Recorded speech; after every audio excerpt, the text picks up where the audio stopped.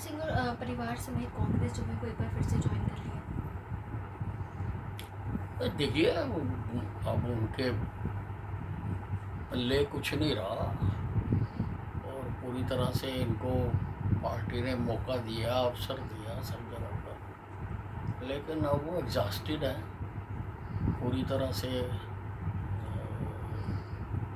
Finish हो चुके हुए हैं।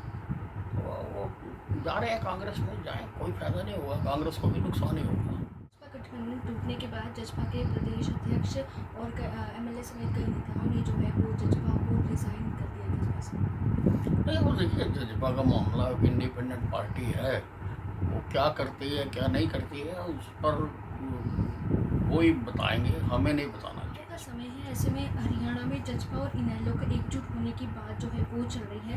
अजय चौटाला ने कहा है कि अगर ओपी चौटाला बुलाएंगे तो अगले दिन ही जाएंगे। इससे ये भी समझ आता है कि अब ये दोनों पूरी तरह से कमज़ोर हो चुके हैं, और जब कमज़ोर हो जाता है तो तब आदमी सहारा ढूंढता है, तो अब ये सहारा ढूंढ रहे हैं। पंजाब के मुख्यमंत्री भगवंत मान ने कुरुक्षेत्र में रोड शो करके उम्मीदवार सुशील गुप्ता के लिए वोट की मांग की है।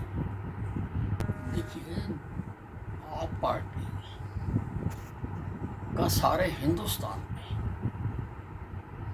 में ग्राफ बहुत तेजी से गिरा है, जनता में इनके प्रति विश्वास पैदा हुआ है।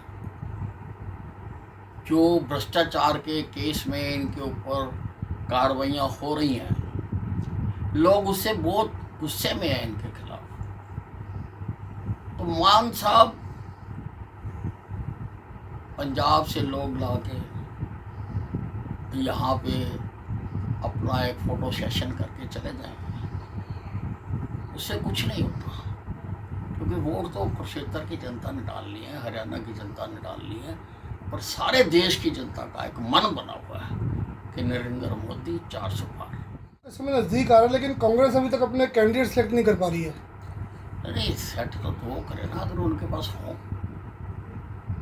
कई बार तो ये पोजीशन हुआ करती थी कि हर सीट पे लंबी लंबी लाइनें लगी होती थी टिकट लेने वालों की, और बड़ी चर्चा हुआ करती थी, उसको मिलेगी तो उसको मिलेगी। आज चर्चा ही नहीं है, क्योंकि विंडो खाली पड़ी है। विंडो तो खुली हुई है, लेकिन लाइन में कोई नहीं लगा। इस सब एक इंटरव्यू के दौरान आपने कहा है कि मुझे अंधेरे में रखा गया, और जब मुख्यमंत्री बदलना था मुझे बताया नहीं गया, इससे लोगों से काम नहीं कर सकते। नहीं, मुझे वाकई कुछ नहीं पता था कि मेरे प्रदेश का आज मुख्यमंत्री बदला जा रहा है।